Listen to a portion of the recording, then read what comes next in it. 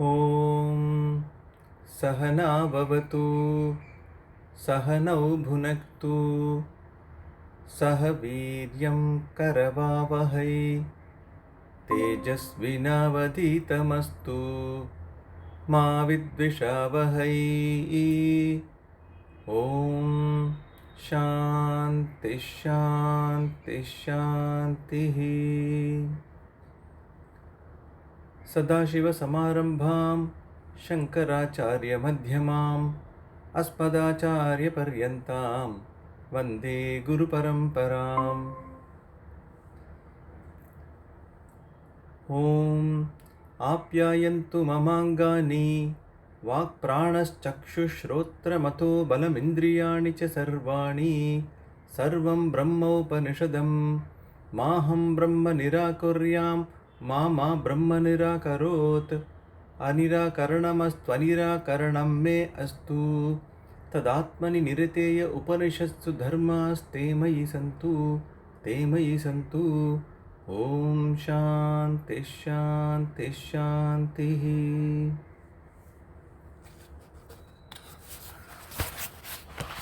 So last time we saw mantra 2 of chapter 2. The mantra was Naham manye suvedeti nona vedeti vedacha yonas tadveda tadveda nona vedeti vedacha. So that student who said that I consider Brahman to be known was clarifying as to what he meant by that. So he says that I do not consider I know Brahman well, nor do I not know. I know and I do not know as well. Among us, whoever understands that statement, it is not that I do not know, I know and I do not know as well. He knows that Brahman. So this was explained last time as to what he meant by whatever he said. After that, mantra 3 we have to proceed. Here I think this is where that Guru Parampara helps. Assuming we were to read this Upanishad standalone by ourselves by self-help, even if you knew Sanskrit very well, we might have understood the mantra 2, okay? But the link between mantra 2 and 3 would not have been clear as to who is talking. So that part would not have been very clear. This is where I think the Guru Parampara helps us to set the context. So if you see chapter 2 mantra 1, it was saying Yadi Manyese Suvedeti Dakharameva Pinunam Tam Vetta Brahmano Rupam Yatasyatvam Yatasya Deveshu Atanumimamsamevatam Manye Viditam. So Te Manye Viditam. So here it was said that the one who says he knows, he doesn't know. So it was, if he says that, object of senses. So it was said here. And at the end, that Guru was saying actually, at the end of it, Shishya was saying, the last line was Te Manye Viditam was basically from Shishya. So that part was not said in the mantra itself that Shishya was mentioning that. It was not mentioned there. This is where Guru Shishya Parampara helps, where Guru makes it very clear saying which line who is talking. Otherwise the context would be very difficult. Things may not be clear. This is the reason self-help does not prove very effective in study of Vedanta. So if you see, Swamiji has given very clear idea as to who is talking and where someone is conversing, whether it's a student's conversation or teacher's conversation. In many other formats, where for example Bhagavad Gita, the way it is given to us by Vedacharya, Vedavyasa itself is with the prefix of who is talking. For example, in the mantra itself they will say Bhagavan Uvacha and they will say Yudhishthira Uvacha. So there very clearly it is mentioned as to who was. In certain formats it's very clearly given. Bhagavad Gita is one of them. So it's very clearly mentioned who spoke. So there you will not have this issue. But in some places where it is more to do with Shruti itself, where Upanishads are involved, in some of those formats it may not be mentioned who is talking. Maybe the way it is recorded is that way. So this is where the first person who gave the knowledge to the next one would have explained the context. So that person would have transferred to the next person. So somehow that is how uh, the knowledge link that is coming to us till now. This is why this parampara is very important. How I am getting this parampara? I am getting this parampara because I've learnt it from these Swamijis, and luckily we have their work available with us, which will keep guiding us. Even if I forget to mention that, I will not miss it out because we still have the text in front of us. So it is there written down, and once we know it, if we casually talk to someone else also, we will definitely give the context. The moment you also understand this verse, you will also say that the last line te manye viditam should not be just read along with the other verses. Te manye viditam is basically spoken by a student. That is not a part of those what Guru is mentioning. Is something even you will pass it on to others when you mention it. Because the moment you understand this, you will not let it go like this. Whenever you tell others also, you will be telling with that context. So I thought I'll just bring everyone's attention to how the Guru Shishya Parampara helps. This context setting is the most important thing actually. When knowledge is transferred, it has to be in detail. It is one thing, certainly. At the same time, most of them are effective when it is lesser in data. That's the reason you have to shrink it. So when you are shrinking, certain things can get shrinked, but those would be passed on through parampara. For example, today we all talk about so much of data capacity, right? So when you buy a mobile, you have either 256 GB or 500 GB or 125 GB. Most of the iPhone users would know the value of data because 125 GB they will give, and then most of it you have to keep it in the cloud, and you have to keep subscription also. So the value of data we know, and we know how crisp, how small we should keep the data.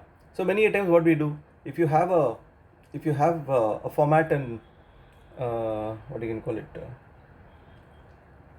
VCD for example, so that has a different format, and that comes into MP3. When it is in MP3, then that part becomes easier actually. That format is DVD versus MP3. MP3 format is more light in terms of data, maybe it may be 1/3 or 1/4.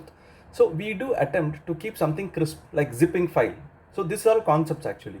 Similarly, Brahma Sutram is basically based on that. So Brahma Sutras are much more coded actually, and when expanded, they become very big actually. And while expanding, one has to depend on the Guru Shishya Parampara. That is where Bhashya helps a lot. Shankaracharya has written Bhashya everywhere, and to us that may not be directly useful because we do not understand Sanskrit to that level. That's the reason those gurus who have understood that, who have given it to us in English, that becomes a bridge for us to understand. So this link of Te Manye Viditam was very important in Mantra 1 to say that that particular set of word is said by Shishya, and to also say that Mantra 2 is continuation of what Shishya is saying, because he is just expanding and expressing himself as to what he meant by what he said. So that link was also very important because it is not there directly mentioned in that verse. And Mantra 3, when we go there, Swamiji gives this background. When the conversation between the Guru and the disciple is over, the Shruti picks up the thread and sums up the dialogue, thereby confirming what is said in the dialogue. Otherwise, what will happen, when we read this, we will say, this line is very similar to the previous line, why is it said? So that can come.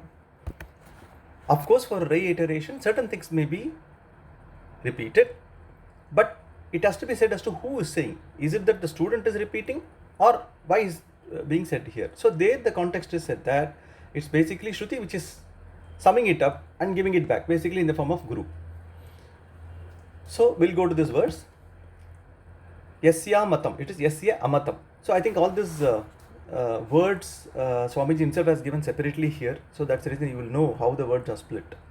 Yasya matam tasya matam yasya ne vedasah avijñātam vijānatam vijñātam avijānatam.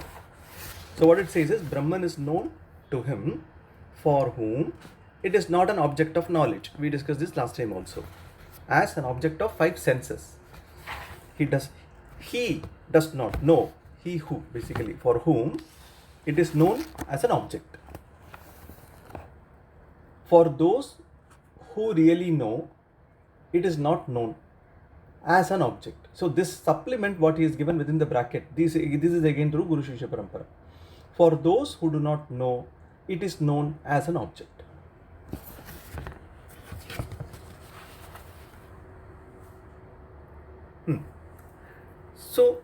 So far we have been dealing with one main thing only, right from the time when the answer started coming in for that question.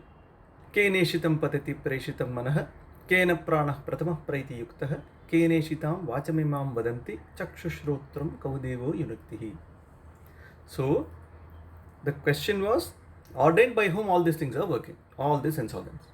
So that's what was mentioned. From there the answer has been given. All the while the thread has been the same. It's only said in different ways. The thread is very simple. First point, if you are looking at the capacity of hearing as an isolated thing, please understand what you see. This concept of hearing is not just this alone. There is a force behind this that is responsible for this hearing itself to happen. Consider that to be Brahman, not any of these things what you see. This thematically was mentioned for all the sense organs, all these actions. It was mentioned that way.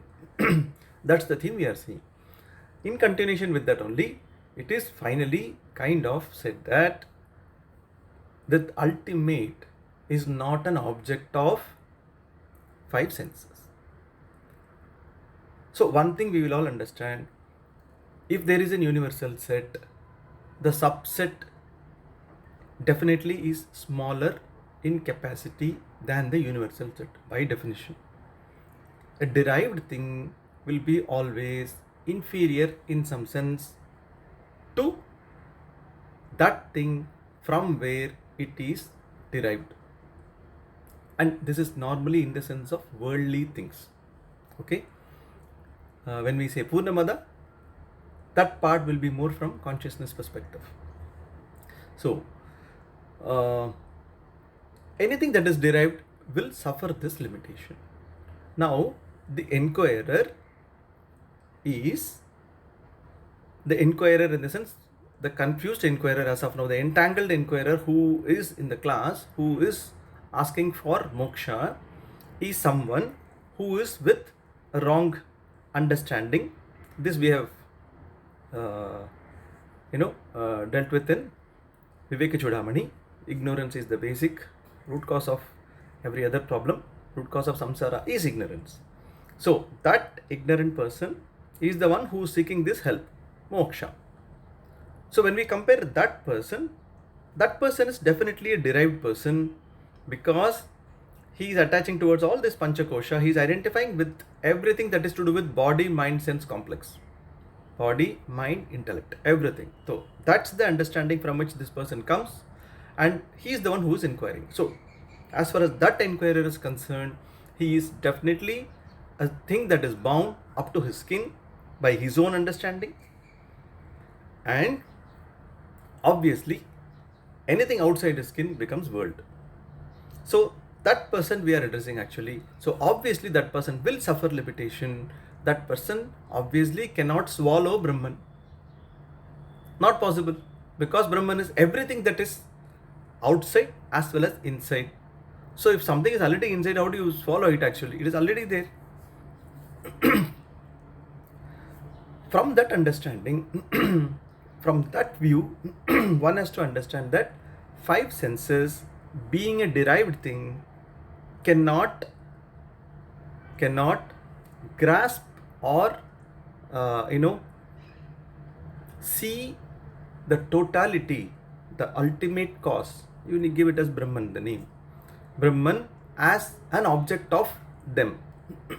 I cannot say that I want to see Brahman in its full form, please show me. That cannot happen.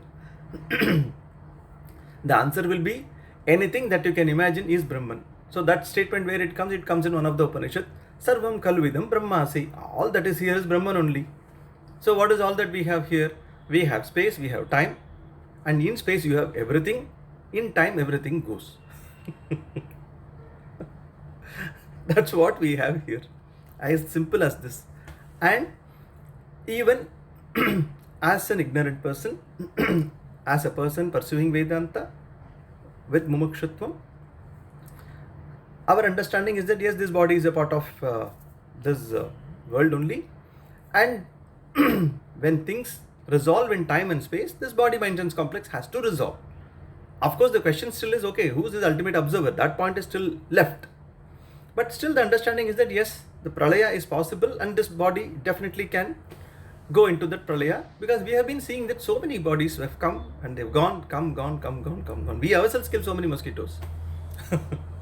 And of course, we are in business of agrochemicals where the only job is to find pests and kill them.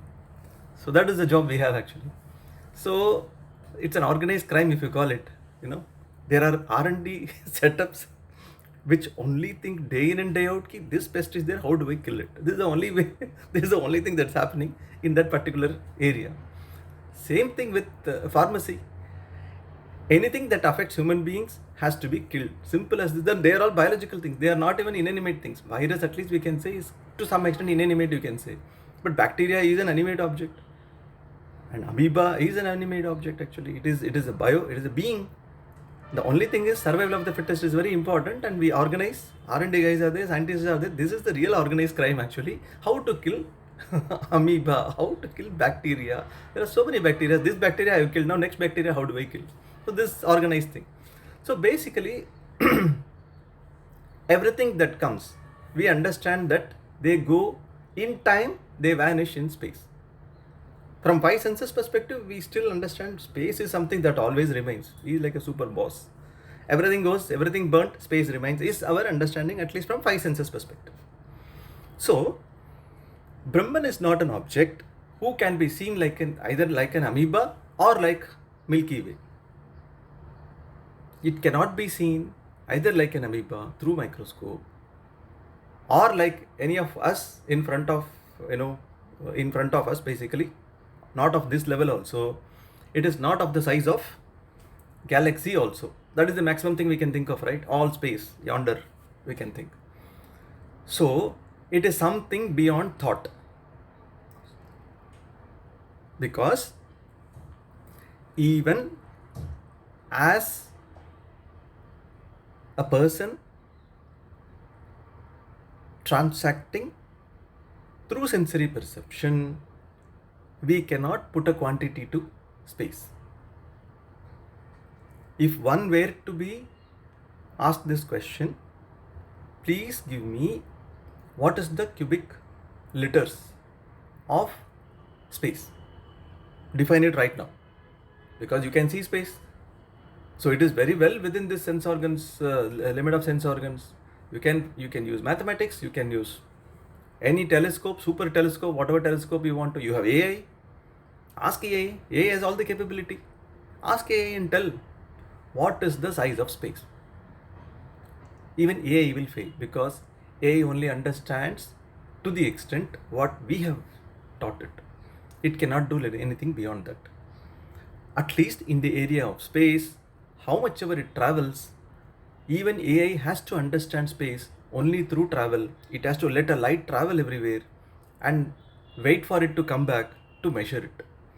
And how will light come back? It will come back only when it hits upon an object and the light has to be reflected back. It should be having enough strength to come back. Only then it can measure. So this is where sensory things are actually. So the limitation of senses, even to sense the sense objects, is very clearly understood by us. Like there are certain creatures which cannot understand color. So I am not mentioning people. Of course, people also have color blindness. That's a different thing. But there are certain creatures which probably do not understand color at all. That's what I've heard. I think chameleon and all, some of them, they don't understand color.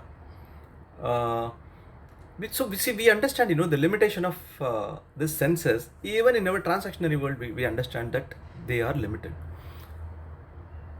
More so, when we are talking about the totality, from where all this limited thing emerge, we can understand what kind of limitation the sense organs will have.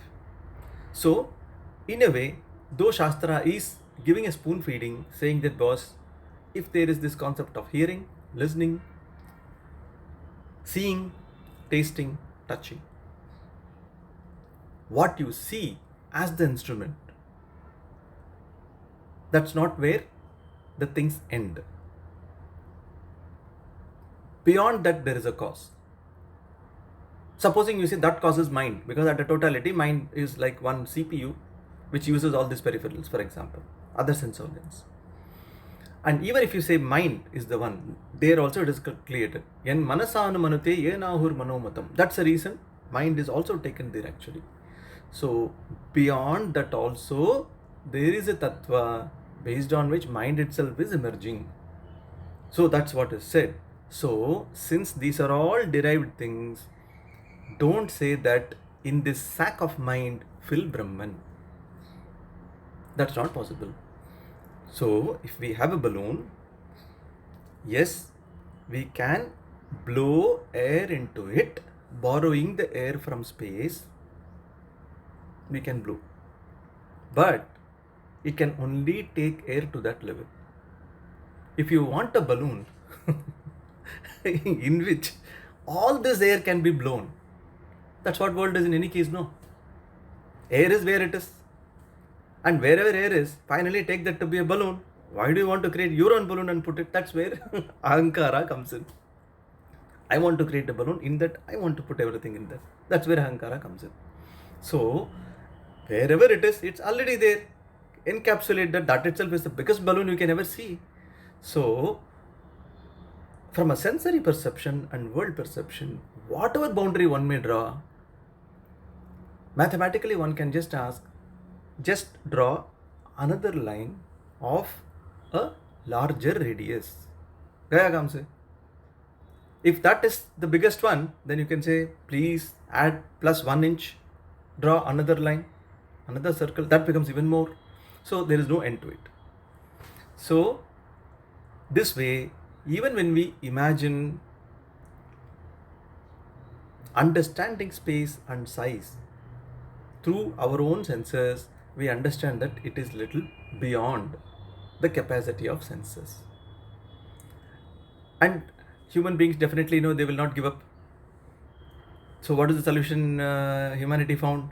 Said, just find one word, no? Infinity. Just find one word. Yes, I have found it. How? Infinity. Okay, what is infinity? Something which I cannot know. Which I cannot define. That is infinity. So nice. So what I don't understand, I put it as infinity. So in infinity, that's amazing thing actually. No, I can say infinity, and infinity plus 1 inch cannot be any further, because again that will be infinity only. So now you have to understand which infinity you said. Did you say at the -1 level or +1 level? Then these guys will say, boss, ये सब मुश्किल हो रहा था. That's why I used the word infinity. Again you are putting me into the same trouble. I am not going to get into that cycle. एक बार infinity बोल दिया, छोड़ दिया अभी. So that is where even sensory perception stops. Now you can understand, when we want to understand the totality, definitely sense organs will suffer a limitation to get totality as an object of senses, which we normally understand from transactionary perspective. So now we can relate to what Swami Vivekananda had asked Ramakrishna Paramahamsa. So when, for example, I would have heard this story when I was in maybe 8th standard or somewhere. So when we, at those time, when you listen to that, I think the question was, what Swami Vivekananda ji asked was that, he asked Swami Ramakrishna Paramahamsa that, have you seen God? Have you seen God? So Swami Vivekananda's expression was the way we are pursuing moksha, for example. Have you seen God as an object of senses? That's what he meant basically. So, but Ramakrishna Paramahamsa said, yes, I have seen God as much as I am seeing you. But his answer was from a different perspective. His answer was not that answer which he would be saying that, okay, I am seeing God like the way I am seeing you, like a human being of your same size. That didn't mean that Swami Vivekananda's, for example, weight was 80 kgs or 60 kgs. We'll give benefit of doubt. 60 kgs at that time. Ramakrishna Paramahamsa never meant that he saw the same God of a size of the same size and then 60 kgs. See, if God was 60 kgs and then, for example, Swami Vivekananda had grown further to 80 kgs, does it mean that God was only 60 kgs? He could not grow, but then Swami Vivekananda grew? That would be a question. So, when we are young, normally we take it at that level and leave it. Okay, Swami Ramakrishna Paramahamsa has been able to see God, and somehow he helped Swami Vivekananda also to see God. That's how Swami Vivekananda became sannyasi and he was able to do whatever he wanted to do. This would be our limited understanding those days. When we understand Vedanta, we understand what he meant, what Ramakrishna Paramahamsa meant. And also the way he would have taught Swami Vivekananda would have been obviously through these methods only. That is never given in our textbooks, because you know why? Then that would have become already Vedanta class there itself. And Vedanta does not help without what? Actually, I should ask someone. Huh? Vedanta doesn't help without what? Let me ask people here around. Anyone? So I'm giving fill up the blanks. Without? Eagerness to learn, that without questions self. Oh, that's good. That's kind of mumukshutvam. Yes. Guru. Sorry? The Guru. Okay. That's a source of one who can give knowledge. Something else. Okay. So I'll give a clue. Vichara does not help,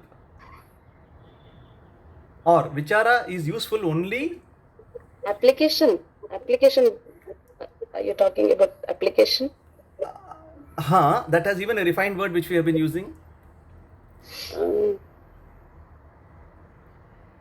So, at least those who went through Vivekachudamani should be definitely saying this. What comes first and then Vichara comes next? In this journey. The doubt. Doubt. Okay. Inquiry, definitely, yes. That's Inquiry. Yes. That's what is giving us focus towards that actually. So to some extent, it's that mumukshutvam. Okay. So I can give this thing. It is basically sadhana.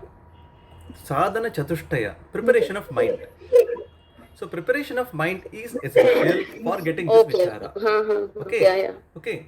That was the reason why obviously this entire Vedanta, whatever dialogue would have happened between Swami Paramahamsa and Swami Vivekananda was not given in that standard. 8th standard, 9th standard, 10th was not given. Because if that was given, that would have become Vedanta class. Vedanta class is not meant for broad spectrum of people whose sadhana or preparedness or chitta shuddhi levels is not tested. It is not for everyone. It is not a broad spectrum knowledge. It is for people who seek. And who are the people who seek? They have had a question, they have undergone this churning, and that's how they were asking this question. And when they are asking this question, then they are told further, okay, you have come up to this level, please also follow some of these things, withdrawing a little bit from the worldly affairs. 1, 2, 3, 4, 5, controlling your mind, this. This will help you gather your knowledge, gather your energy, the mental energy and the intellect energy and bodily energy as well, to assimilate the knowledge, to have the right energy to do this vichara. So that sadhana is required. So that's the reason, obviously at those times it would not have been elaborated, but statement was very simple. What was narrated to us?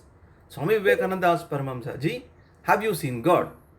And he replied to him, yes, I have seen God as much as I am seeing you, the way I am seeing you right in front of me. So when he said that, this is where now we have to link it to Kenopanishad. Did Swami Ramakrishna Paramahamsa mean that he saw God exactly like him, of the same size, of the same centimeters, the same height, same weight, same complexion? Which means after that, if Swami Vivekananda would have gained much more weight, was he bigger than Lord? So all these questions will come. So basically, seeing is in the sense of seeing actually, which is, that's why I think even Swami Dayananda says that the English word seeing is an amazing thing. When you say I see is not through ears actually. I see. When someone tells you saying, I believe he's undergoing this problem, this, someone is narrating and say, oh, I see. So when you say I see, you're not seeing that person, no. Someone is narrating about that person. You see the concept, you understand the concept, you understand what the other person is saying. That's what is seeing actually. So that kind of a seeing is what Ramakrishna Paramahamsa meant, not the chakshusha, not the one which I see actually. So that's what is the main difference actually. Now when we dwell again, seeing first level, I want to take the example of CCTV. Okay, we have to go to the ultimate knower finally. So that's what is very important. In CCTV, what is happening? You have at the boundary level or wherever transactional level, you have something which is seen. You have a camera. That camera can be rotating here and there, 360 degree, whatever degree, 180 degree. That works on the principle of light. So whenever you have light and it can pick up, maybe you can also put up a camera which can work in dark mode as well. So, but tattva based on which it works is light. So what it picks up the pattern of light which is there. Okay, that is captured and converted into a different signal first of all. Okay, it is not like telescope where we are just seeing light and light only. So in telescope when we see it is light at the receiving end, at the other end also it is light only. But in the case of a CCTV camera, it is taking light as an input, converting it into some signals, which these signals will have to be decoded. So this wire these are all embedded mostly inside somewhere, and it reaches to a place where this unit is kept, a display board is kept. Over there, again, these signals have to be converted back into visual level. Again, tattva of light only. Why? Because our eyes only understand it that way. So, just imagine, this side you don't have a display unit. Just imagine there is a security guy sitting there actually, and on the other side you have camera, and this guy has to look at like this. Oh, इसमें से क्या दिखेगा उसको? There's a wire which comes here actually. You have to just see. What will he see actually? This is the limitation of our eyes actually. So human beings are so good. They transported all that data and they are converting it into a visual display which our eyes can understand or our ears can listen. Right? So basically we bring everything to our level of understanding. That's what is happening. So all this is what everything up to this visual display is completely anatma. Up to this is anatma only. Even though we are using the what you can say, the power of those elements to sense light, transfer, all this we are doing. But what is happening is at the end of it, you need a interpreter. Finally, it is useful to whom? The watchman who is sitting behind that and see as to what's happening and is there something going wrong or going right. Finally, who's the interpreter? This person is the interpreter. We have to go to the person who is objectifying things. So even if you take AI, for example, if you continue this example, someone can say that no, we don't need any person actually. We can put an AI and we can give it some knowledge that, okay, if you find some kind of a thing that is unusual, take this particular action. You can say that. For example, if you find a snake kind of a thing, there is a robo, just give an action or decision to that robo. It will go and capture it, and it will also make a call to some call center where people can rescue snakes. It will wait, and it will also interact with the person who's coming for collecting it, snake rescuer, and it will hand over when the snake rescuer comes and identifies himself as saying I am so and so with some codes or whatever it is. If we say that we can build intelligence up to this level also. Finally, all this is anatma. Finally, the person who's benefited by all these things is that atma. In a Jiva perspective, I'm saying, not that ultimate Atma. So that interpreter is much more important than any of these things. All this AI will be, the AI is what? It is an intelligence which is fed by human intelligence into artificial intelligence. That's all. They don't have an independent existence. For example, if you tell AI that in a war situation, if you tell AI that, okay, whenever you see an enemy's aeroplane, you can say that this is how it will look, this is the flag it will have, this is the color it will have, and this is the emblem or whatever it is it will have. If you see this as the emblem, then understand that to be the enemy one and just shoot the rockets to kill it, laser guided missile. That's all.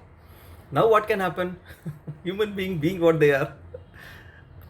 If another country knows this, that okay, this country has this kind of a system, artificial system, by sensing it will release rockets. What these guys will do, they will say, okay, let us use our aeroplanes with our flag and whatever is going to be sensed by this system, but put that country's passengers into our planes and send it there. Now you see how AI will work. AI perfectly it will work, because it has been told, no, oh wow, this is enemy's countries. It will immediately imagine and sense, and then it will release the rocket, no. But by the way, now IB is going to IB. Now I'm just using the word IB because that's what we have actually, Information Bureau or RAW. They give an example saying, boss, there is a enemy's aircraft carrying Indian passengers. For example, I'm using this word Indian because of course we are Indians. That's the reason.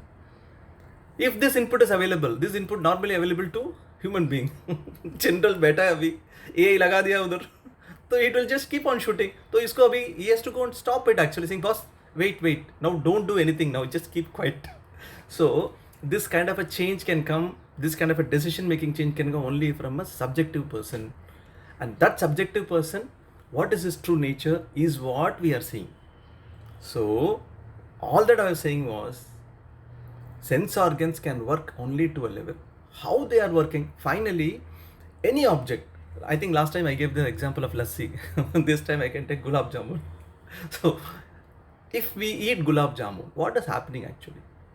Definitely looking at the sight of gulab jamun, because we have had the previous experience of gulab jamun, we have a pleasant feeling. That sense is called priya. I think earlier in one of the sessions I had said this. The sense you get out of seeing something is priya. Now it is served to you and you are having the spoon and this and ready to eat, and then you are touching it. So that is moda. When you have it just near you and you are touching it, that is moda. When you are swallowing it, pramoda. Priya, moda, pramoda. So there are different kinds of happiness. What you have, what you get, and it is graded and given name. Priya, moda, pramoda.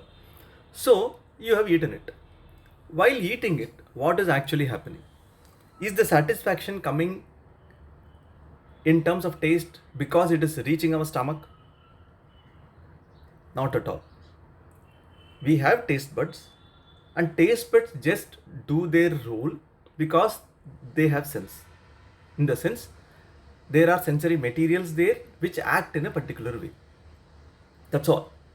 And they create an impulse. The impulse is basically electronic signals, electrical signals. The signals created by a set of taste buds becomes that set of experience. So in that gulab jamun, you may have sweet, you may also have salt sometimes, because many a time salt is added to create the relativity. In juice also sometimes you add salt in nimbu juice, because a package gives a different set of vibrations. For example, in music, you have flute, you have violin, you have a person singing, you have rhythm. It's a mix of everything. Each of them in a particular level of its own sound and pattern and frequency creates that holistic music. Similarly, when it is sugar, it is just not sugar which will give you the taste normally. Plus when it is relative, it adds to taste. This is how it comes.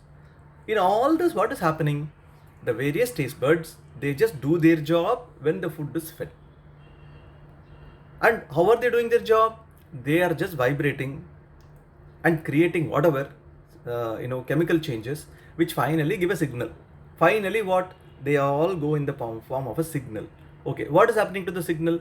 The signal reaches some place in brain and they go and tickle it, that's it. They are just giving the feed to that particular point in brain. Now imagine, cut off all these things. Cut off this gulab jamun.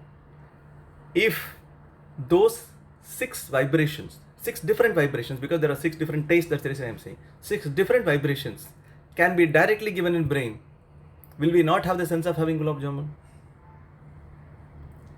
We will. So, the crux is that finally what is happening is that place, physical space in brain is activated by this impulse. That is how one person understands happiness in that form of taste. That's all is happening.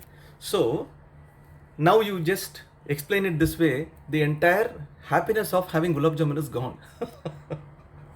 If you explain this to someone like this, actually, then people will say that, boss, I was better as a layman. Actually, I was just enjoying gulab jamun. Now and I understand all these things, I don't even enjoy gulab jamun because it is just impulse. So basically, you have to get to know how sense objects create an happiness or create a vritti in us. This is how they create vritti. So, are we saying that just because certain points in brain is touched in a particular way, they give a sense, oh, I see earth, I see moon, I have the sense of fear. It's all just by the touch through these signals. Is that world? What kind of world it is? So world is outside or is it inside of me? The entire perception is happening here. So now is world outside or inside? So this is where the discussion will go. Now after this, when the inquirer elevates to the level of objectifying this entire tattva of brain plus the sense objects, he goes a little bit beyond. That's where the point is very important. Is he going beyond mind? No. Mind is the one which has to do all these things. It is like gaining one's status. Mind is small, it is a derived object, and one is Brahman. So this is going to come, Aikya will come later. Since one happens to be that ultimate through which everything is emerging, as and when this inquiry keeps happening, there is a time when you will see a very clean divide between mind and bodies and complex and oneself. That difference will be very clearly understood actually. So that's the point we want to reach. And to reach that, only this vichara is said. The idea of Sushupti is also said because of that. Sushupti is the time when mind is resolved. You just understand nothing in that particular time in terms of sensory perception because mind is completely resolved. But when you wake up, you can still recollect that you had such a state. That recollection happens only because you were always there. You as that ultimate person, ultimate cause, from where everything is derived, including your body, mind, sense complex and this world. You were always there. That continuing thing is one thing which blesses ears, eyes, this, all the 5 senses, including this world, everything, it is the one which is supporting. All that what is happening in Vedanta is drawing that boundary between that ultimate and what we take ourselves to be as a limited being. And while we say we are drawing a line, you understand when you clearly draw a line between Anitya and Nitya Vastu, you understand that Anitya Vastu was only seemingly there, and it was seemingly there where Nitya Vastu is. Where Nitya Vastu is. So this is where this example of space, which I always say, which is infinite even from our sensory perception. Just step back, understand that this mind, body, mind, sense complex is also a part of the same thing only. Everything exists in space. Space is infinite. And once I objectify space, job is done because the one who is objectifying is superior to the thing that is being objectified. So I am the most superior person. That consciousness, Chit, I am. This is the understanding This is Shrotas Reshottam Manaso Manayatu. Manasana Manati Yenahur Manomatam. So that is what we are proceeding towards. And this concept only is being ingrained time and again, time and again, time and again to arrive at that level. For us to arrive at that level. That's the reason it's time and again being said, because it's not easy. It is not easy, certainly, but when it occurs, it's very difficult to come out of that understanding. When it occurs, that's a permanent understanding actually. No one can make you believe that the world exists after that.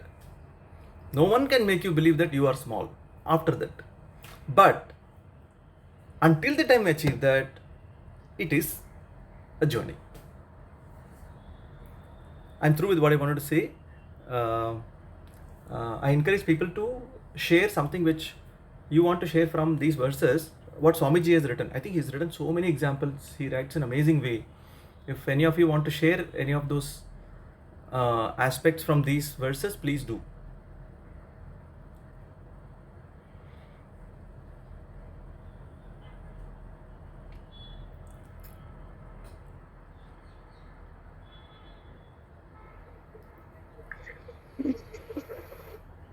Bhaskarji. Yes, Sunya. Hari Om, Bhaskarji. Hari Om. I not from the verse, but I just wanted to share that, like you just explained, enjoying a gulab jamun. I love food items, so probably I get stuck to those examples. so,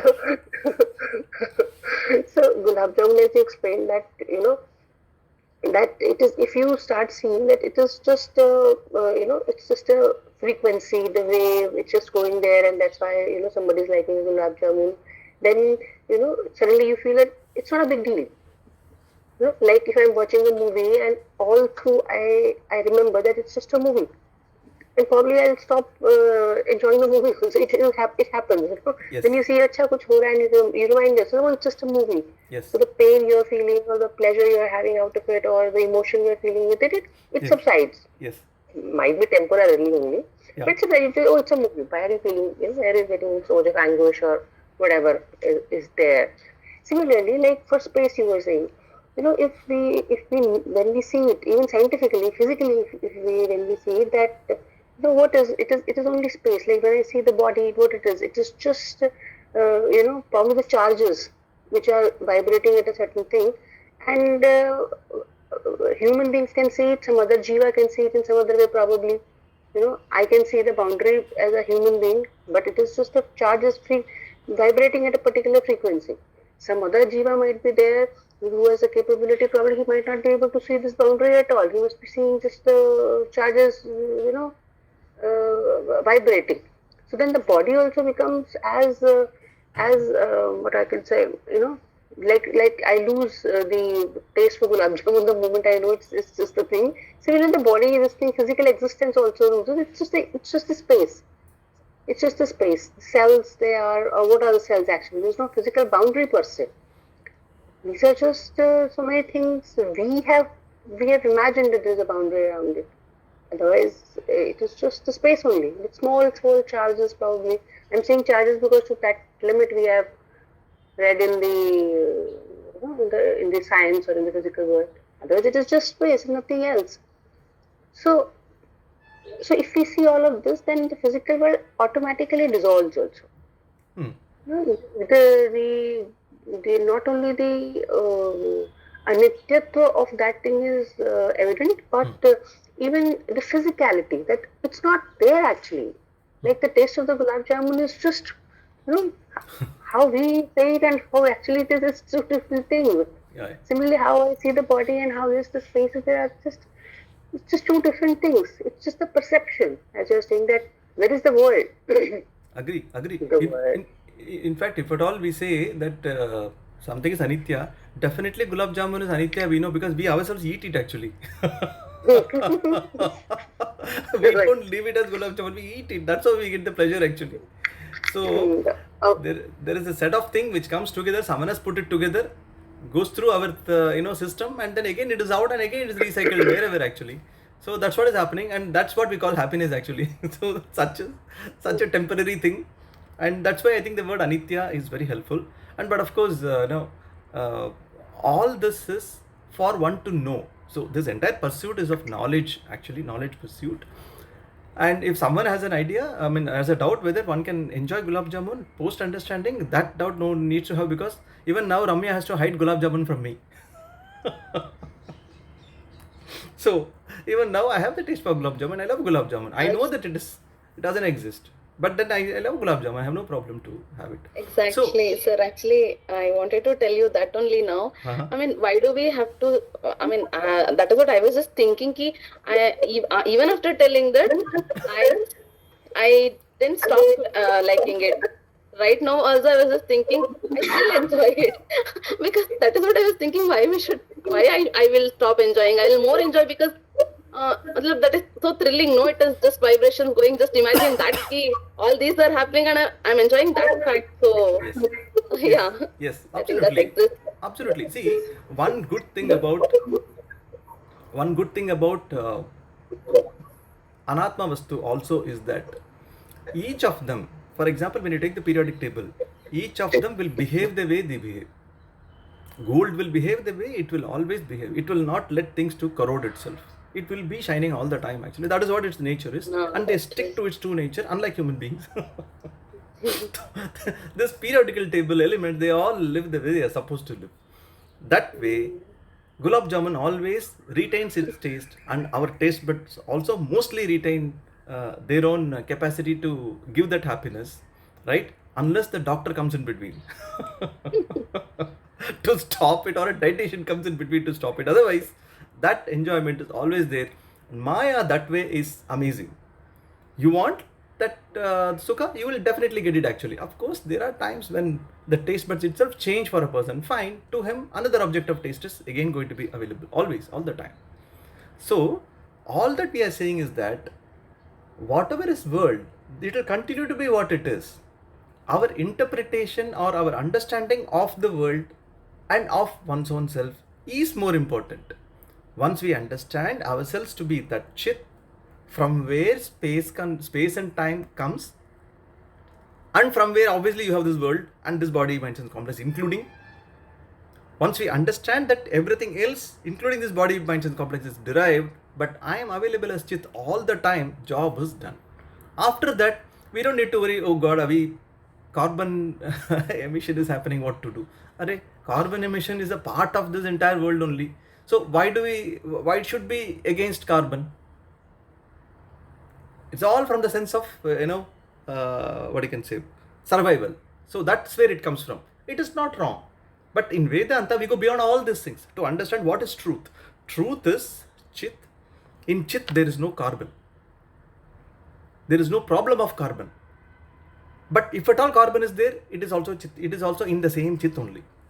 Whether it is carbon, whether it is gold, whether it is diamond, carbon is diamond also, actually. So everything is that same chit only, because anything needs space as the first ingredient, and space is a derivation of oneself when one does not understand oneself. Right? If you are at home and when the calling bell rings, you say there is no one at home. So what is that you are imagining? You are imagining you are not there. You are there, no. So you are there, and you just imagine a voice comes from inside, there is no one inside. How is that possible?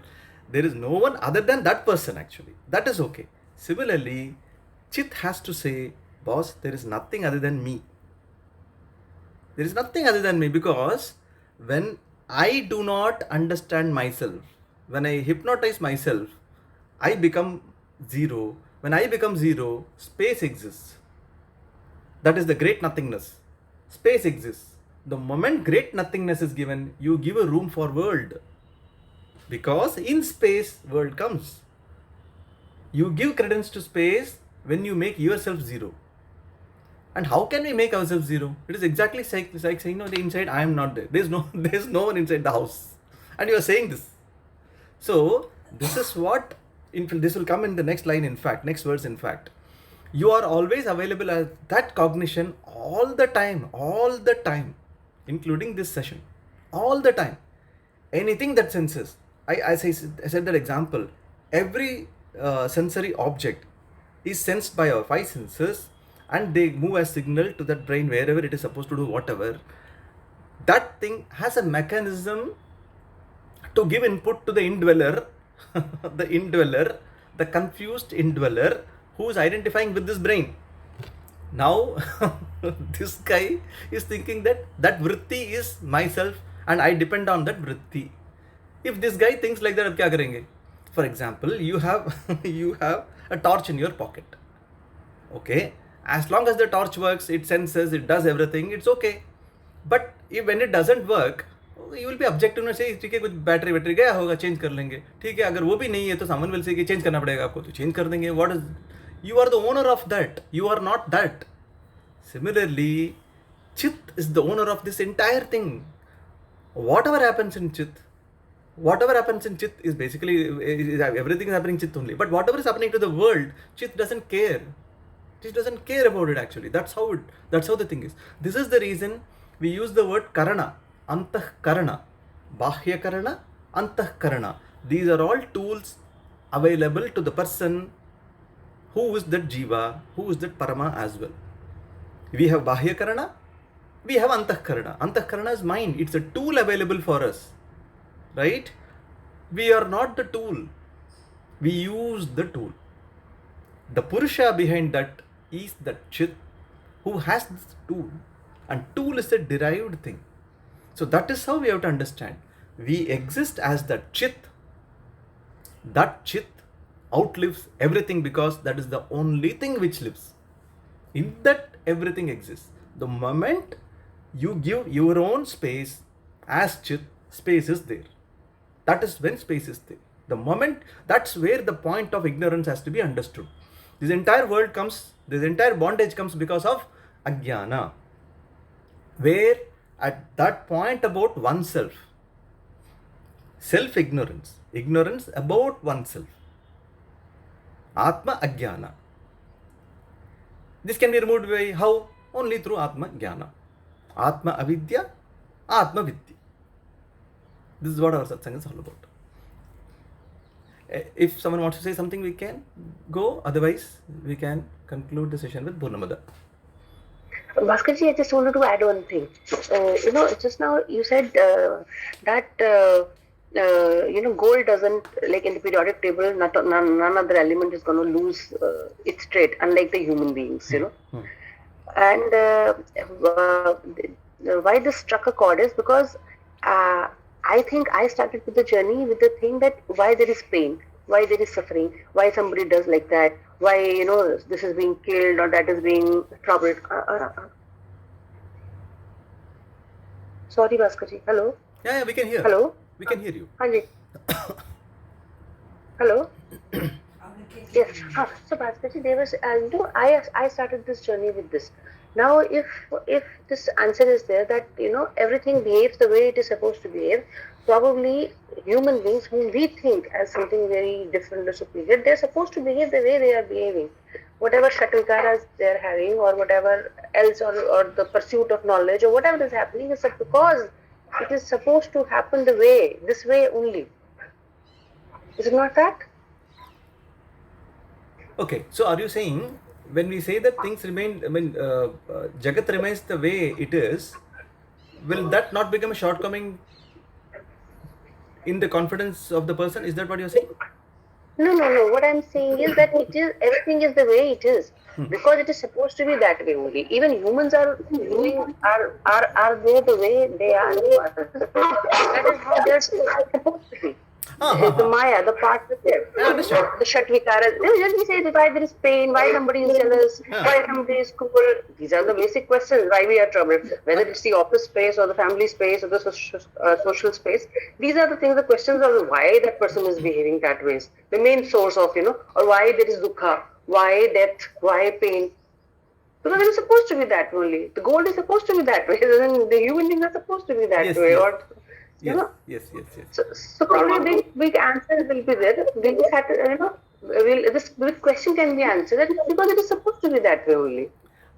See. So one more thing which I wanted to add here is that So as you said that the periodic table elements will behave the way they are. They will only behave differently when there is a chemical reaction. Correct. So people behave differently because there is a chemical reaction. Because we are a part of that periodic table only. Absolutely. Very good. Nice. People are doing nice vichara actually. Very good. When we say that acid turns blue litmus to red, it will always behave the same way. From tomorrow, it will not turn it to yellow. So, things behave the same way, and the combination of things also behave the same way. Chemical reactions are almost certain. That's the reason we have chemical engineering, where we say that 1, 2, 3, 4, 5 mix, you will get this. Because at the lab scale, they have seen that that's how it works. And it is going to work also in the commercial scale only that way. This is how the technology comes. Because we know that certainly these things work only this way. Where, for example, you may have isotopes, where the same thing exists in different forms. The same thing. That is possible. But that is also given. That is also given. Anything to do with world is very easy to predict. Mind, very difficult to predict. Today I may like eggs and I will have coffee, tea, everything. Tomorrow I will say, please don't come. This is what mind is actually. Mind is much more volatile than any of the other chemical elements actually. That's how it works. But we can take that also to be as it is. We can say this is what mind's stature is. This is its swabhava. Let it be. In Vedanta, what we are doing, we don't worry about mind. We don't get into psychology to understand how mind behaves. Simple thing we are doing is step out of mind. Mind is a karana. Only give that much of credence to it. Don't dwell much more into that. It is swabhava for mind to appreciate sweet. It will like sweet. It doesn't care whether you have sugar or not. It will like sweet. It will still go and eat when it is dark. Jab main chota ladka tha, that advertisement everyone would have seen. Open and then eat. Open the fridge and eat. So this will happen. That's how mind is. Vedanta says this entire world has its own way of reacting, its own way of taking things, its own way of behaving. Understand that these things keep changing all the time. All the time. So we see all these elements, it's okay. When Pralaya comes, all these go together and then everything is gone actually. Everything is gone. Where are they? No periodical elements, nothing actually. So when these convert into energy, in energy, we can't say that, oh, the other day I got a shock from Indonesian coal. We never say. Or we got a shock from Neyveli Lignite Corporation coal. We don't care which shock it is. Shock mila, this is the problem for us actually. We don't care what was the, it is not like, wind energy or solar energy ka sustainable energy hai. I want to have shock of that one actually. Electrical shock of wind energy I like a lot. We never say this actually. So one thing I want to say, as you said that okay, there is a certain way. Even in a chemical reaction, there is a certain way, and you know the outcome. This is what is going to be a certain outcome. Correct.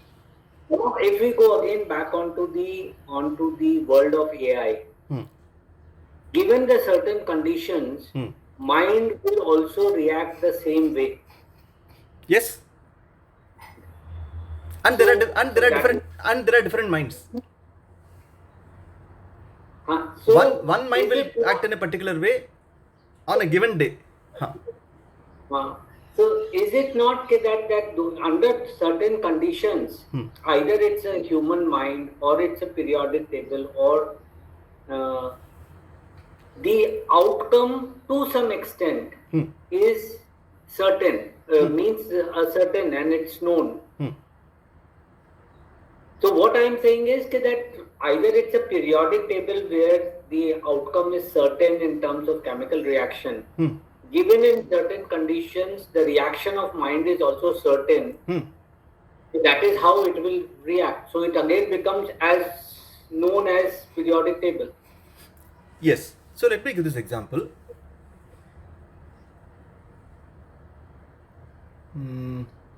Okay. Supposing there is a merry-go-round and you get stuck with it using a Fevicol. So as long as the merry-go-round goes, you will keep on rotating, and that may be an unpleasant experience sometimes, and it will keep on happening. The problem is we are stuck with that. The moment the bondage goes off, we obtain, and problems, whatever the motion of that merry-go-round still goes on, we are away from it, we are stable.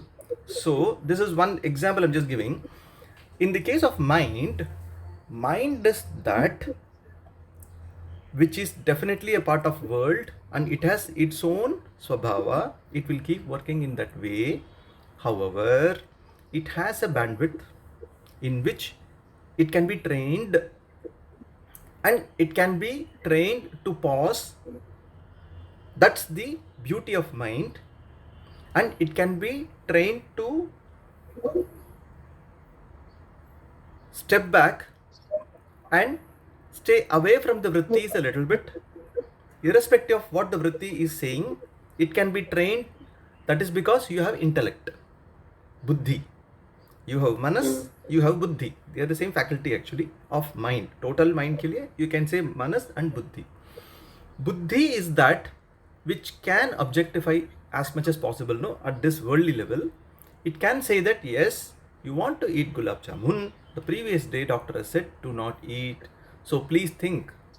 So that is why human beings are told to be that exalted beings which is fit for Atmajnana, because the buddhi makes a lot of difference, and this buddhi can be evoked to control the mind as much as possible. Though mind has its own prakriya and pratikriya, it has its own subhava, but buddhi is the faculty which always knows what is right and what is wrong by itself, without even others telling. It knows. But So it you is- need discipline. So what you invoke buddhi to control the mind. That's where buddhi comes into picture. But sir, then in that case, why mind and buddhi are always in conflict? Buddhi is saying don't eat, mind is saying don't eat. Just like I said, periodic table guna remains the same. Mind's guna remains the same. It just wants trained. sukha. It just wants sukha. And for example, if I'm happy in the presence of Mr. X, that is sukha for me. The next day, due to some other input which I've got, I would be sad. I will be unhappy in the presence of X. So be it. That is how it, because there is some extra. अरे वो उसका भी दोस्त बन गया तो गया काम से. So the same product in front of me, but my mind has changed, so my sukha is gone. So mind is only this much actually. So buddhi is something little bit more stable, and that can be invoked to say that was a mind to aise रहेगा. So try to control. Basically, you have to say that you use buddhi to control mind. Go by values. For example, if someone is saying like, did you see someone? So the moment you say you saw someone, you are going to get into trouble. So mind will say, yaar, faso mat.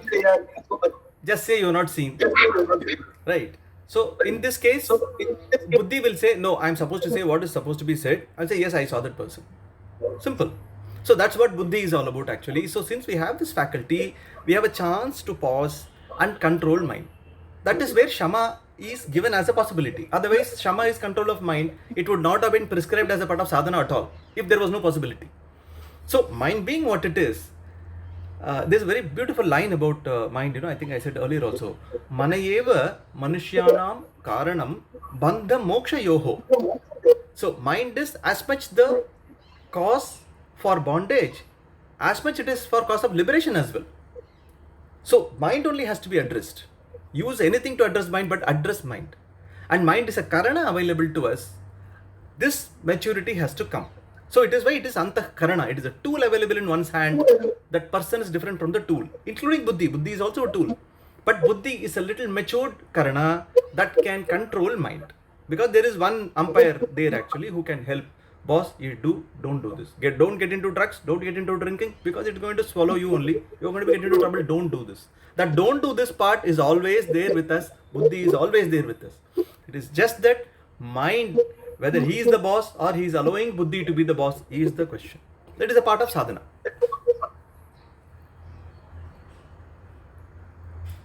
Manishi, you got that answer? Did you get? Yes, sir. I was also one more thing which comes, and that's why we have all these courses which go, or we talk about mindfulness. Yes, that pause. See, alertness is very important. When you are alert, mind is not allowed to just do what it wants to do. So when you are alert, the faculty of buddhi is kind of invoked even more, and you remain more a balanced person actually. So the alertness is very very important actually. That's why I think the satvikata is very important. This is why most of the sadhana, they are basically to increase the sattva guna in oneself. Sattva guna is a balanced guna, and that's where all our practices, no, including, one has to do upasana, one has to do this, one has to follow this, that, food routine, everything is a prescription only for this. Otherwise, many people say Shastra says this, that. I don't want all these things.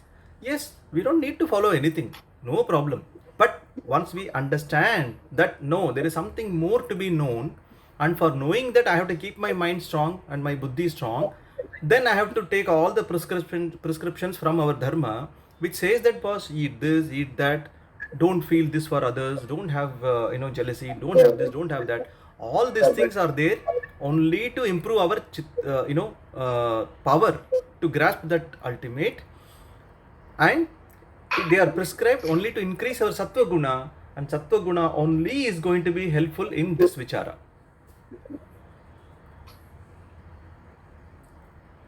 Yes. So that's why, repeatedly we have to keep thinking, vichara alone without sadhana is not going to help, because we need that sadhana to get that power of mind and buddhi which can assimilate the concepts. We need that sadhana, we need the chitta shuddhi happening all the time when we are doing vichara. So the smart thing is, when we are doing vichara, at that time we have to have the sadhana, and when we are doing sadhana, you have to get into vichara. Both this happening, only job is done. Job is done. For example, when I'm saying I got into this, this clue of getting to know something as coming to oneself. In 87, when I was 16 years, I was very fortunate. So I followed that through. It took 16 years for me to get out of it. So basically, that sadhana plus vichara happened around that time. So 98 onwards, it was much more. 2003, I cracked it. So the best thing is to have sadhana and vichara together. Job is done. Job is done actually. For example, you do sadhana for 1 year. After that, you go down in energy and then do vichara. Both this 1 year and the other 1 year is wasted actually. It's a wasted thing completely. It is like, I give the example of this firecracker. You have the firecracker, okay, but it is wet. You have the fire to lit it, but it is wet. It is not prepared with chitta shuddhi. You can't do anything. Now chitta shuddhi has happened. It is superb dry and it can be lit. But you don't have the matchstick. Matchstick is knowledge. Vichara. You don't have the matchstick to lit it actually. So you can never crack. Cracking can happen only when that is dry enough to be blast, and you have the source of fire. So Vedanta is a source of fire, and the fire, the vichara plus sadhana together, their time definitely, see, in world, in ultimate thing, time and space, they are nothing. But as of now, when we are subject to ignorance, time and space, they play a lot. So, for example, we start at 6:30, that is time, we are bound by this. Abhi kya karenge? So those limitations will be there. We can't say we are Brahman, we are beyond time. 6:30 kya? 7:30 ko join kar lunga. 7:30 tak ye signal nahi aayega. Signal would have been gone by them. Purnamada would have been over by that time. So as of now, time element is very important. That's why in your timeline, sadhana plus vichara has to be kept same time. That is smartness. The moment we do this separately and this separately, we are only wasting time.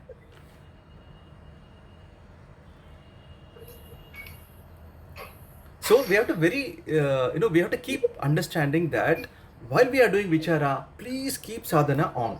And if someone has doubt about what sadhana is, we can always connect separately to understand what sadhana is all about. Of course, it's mentioned in detail in Vivek Chudamani, Tattva Bodha everywhere, but we can always discuss what sadhana is all about. If people are having confusion about sadhana's progress itself, we can always discuss that, because that is very important.